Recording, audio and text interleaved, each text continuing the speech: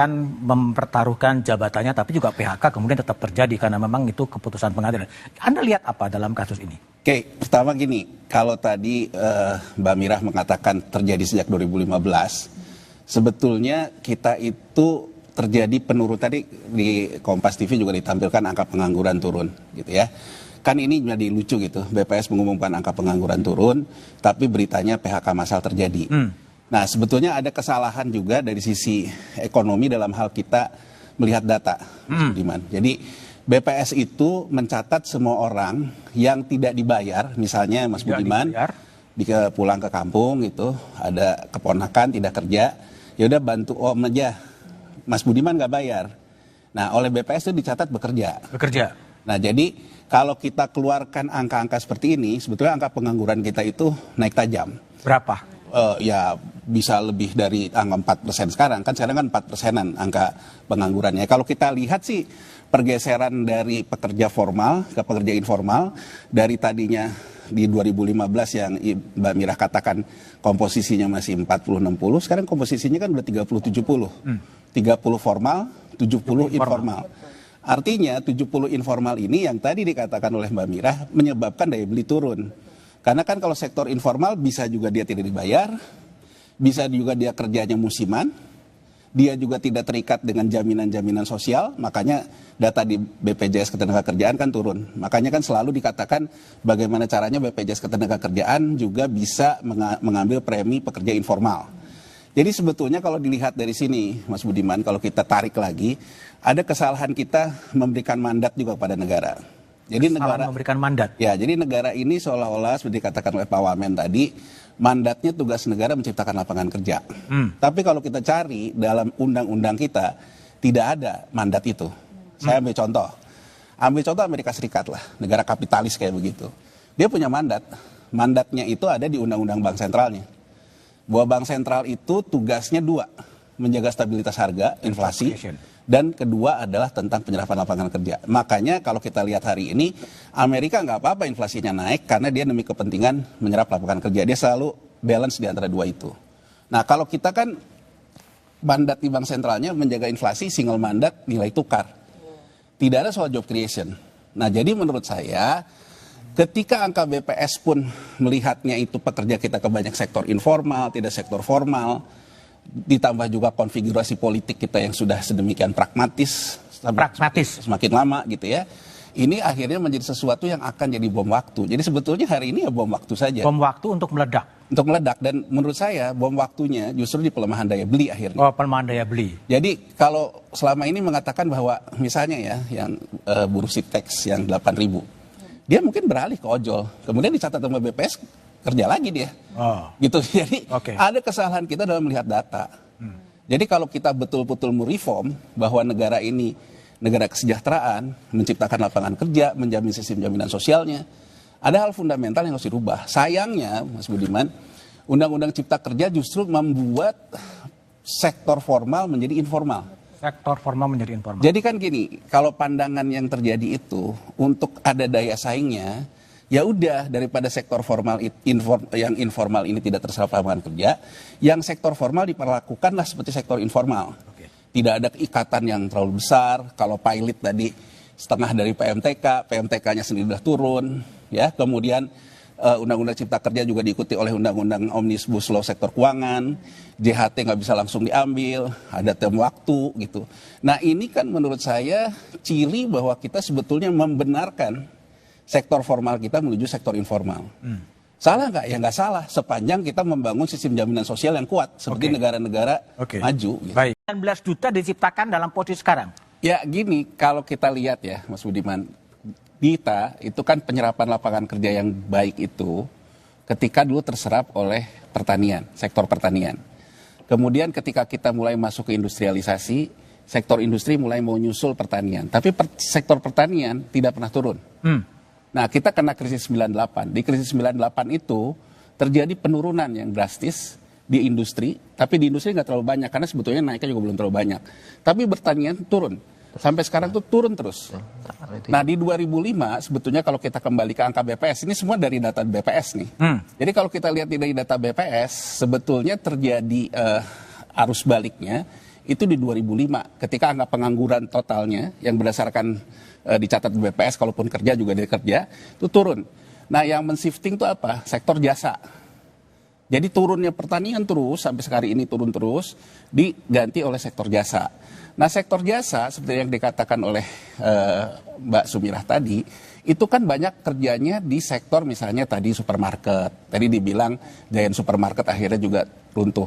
Sektor jasa ini bisa bertumbuh ketika daya belinya juga ada. Nah jadi selama ini kalau kita mengatakan bahwa kita bisa melakukan penyerapan lapangan kerja, sekali lagi saya bilang, karena kita ngelihatnya data BPS. Data BPS tuh angka penganggurannya turun terus. Tapi angkanya BPJS misalnya 100.000 lebih yang turun terjadinya PHK. Tapi kalau kita lihat angka BPS turun dari 4, Apa artinya? artinya karena BPS mencatat begitu dia tanya, kamu kerja nggak? Kerja ikut Om. Tapi dia nggak tanya berapa upahnya. Dia catat kerja. Begitu orang Sritex pindah misalnya jadi ojol, ya dia catat bekerja lagi. Tidak pernah di BPS dicatat. Jadi akan turun terus ya? Nah, itu kenapa? Menurut saya kesalahan sistem, Mas. Jadi kita boleh saja membangun pasar tenaga kerja yang fleksibel. Dalam artian tadi yang dikatakan, kita maunya tetap kerja atau kerja tetap. Yang tadi paradigma itu. Kalau yang tetap kerja, paradigmanya, dia kunci di sistem jaminan sosial. Misalnya Amerika Serikat, dia punya yang namanya dana pengangguran. Jadi begitu orang tidak sampai ke angka jam tertentu, dia mendapatkan dari negara dana pengangguran. Bukan hanya soal JKP. Dan kemudian gitu juga di negara-negara Skandinavia.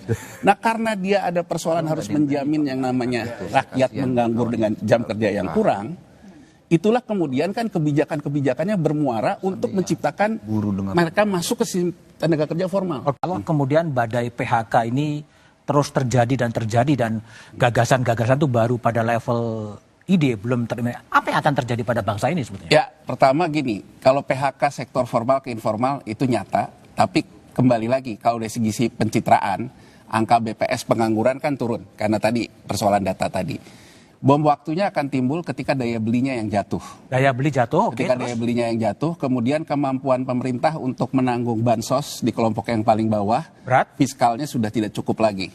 Itu akan menyebabkan seperti yang terjadi di Bangladesh kemarin. Bangladesh, apa yang terjadi di Bangladesh? Jadi terjadi yang di Bangladesh itu sebetulnya coba kalau kita lihat ya, kalau kita lihat bahwa orang tidak terbiasa menganggur, orang Bangladesh lebih gila lagi. Dalam artian kalau mereka misalnya tidak punya pekerjaan di Bangladesh, dia kemudian pergi ke luar negeri. Kan migrannya juga besar. Jadi kemudian dia kerja apa aja gitu ya di mana-mana.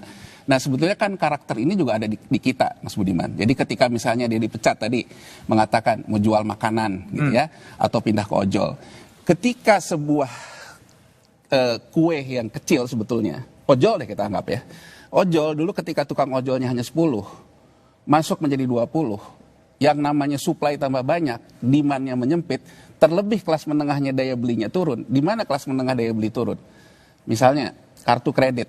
Kartu kredit cerminan dari daya beli kelas menengah. Kalau kartu kredit itu NPL-nya rendah, berarti kelas menengah masih bisa membayar untuk konsumsinya. Angka 2024 kita, kartu kredit kita, outstanding NPL-nya naik tajam. Naik tajam? Naik tajam. Artinya ngemplang gitu ya? Naik, dari biasanya di kisaran angka 1,4, di 2024 udah naik ke hampir 3. Artinya apa? Artinya memang udah nunggak. Udah nunggak terus? Udah nunggak kalau biasanya misalnya saya ngambil belanja pakai kartu kredit 100, tagihan minimal 20. Biasanya mungkin orang bayar 100. Tidak terjadi kan kartu kreditnya. Kan kartu kredit itu disebut ada kredit ketika outstandingnya tidak dibayar semua. Yang disebut NPL ketika batas pembayaran minimumnya juga sudah tidak dibayar. Jadi kalau kita sekarang lihat kartu kredit yang namanya jumlah minimumnya saja yang tidak dibayar itu angkanya naik di 2020. Nggak, gambaran Anda soal Bangladesh itu gimana maksudnya? Nah ini gambaran dulu nih, kelas menengahnya terganggu nih daya beli. Ketika kelas menengahnya terbeli daya belinya, mau pakai kartu kredit pun juga udah nggak bisa karena NPL dia naik. Maka dia mengurangi belanja kan Mas. Siapa yang akan terkena dampak pertama? Yang terkena dampak pertama kelas di bawahnya. Kelas di bawahnya tidak punya topangan. Itulah kenapa supir ojol sekarang protes. Nggak kayak dulu. Satu, temennya yang ngojol tambah banyak. Kedua, kakak kelasnya di kelas menengah di atas satu kelas di dia, udah nggak punya daya beli. Nah dia selama ini mengatasi dengan pinjol. Menariknya 2024, angka outstanding ataupun NPL pinjol juga sama tingginya dengan kartu kredit. Jadi menurut saya, pemerintah jangan happy dulu nih ngelihat ketika BPS katakan angka pengangguran turun, tapi angka perang kelas kita ini udah mulai tampak. Nah, apa yang terjadi di Bangladesh? Yang terjadi di Bangladesh adanya naik kelas. Naik Jadi kelas. orang yang tadinya orang tuanya itu bekerja di sektor informal, karena punya kemampuan, dia sekolah, dia segala macam, jadilah dia kelompok Gen Z, milenial yang memang sekolahan. Mau naik kelas nggak bisa naik kelas. Nah, ketika mau naik kelas itu sama tadi yang dikatakan oleh Gibran ketika dia masih cawapres. Dijanjikan juga bahwa Gen Z, milenial akan dapat kerja. Nah, begitu memerintah 6 bulan pertama, yang terjadi adalah, ya tadi dia katakan, Bu Mira, terjadi itu adalah yang di atasnya aja yang bagi-bagi kerjaan. Jadi menurut saya, dalam hal ini juga harus ada kedewasaan. Misalnya saja ketika kita melihat Danantara, Presiden dan Wakil Presiden seolah-olah kompak gitu. Tapi kan kalau dilihat oleh kelas menengah yang terdidik, yang dalam posisi sedang cari kerjaan, kan kalau kelas menengah terdidik tidak cukup punya kemauan juga untuk jadi ojol, Mas Budiman. Harapan dia kan naik kelas. Makanya muncullah tagar kabar aja dulu itu. Karena dia ngelihat gitu, loh kok pekerjaan yang udah sedikit, orang yang udah kerja bagi-bagi terus. Itu yang terjadi di Bangladesh.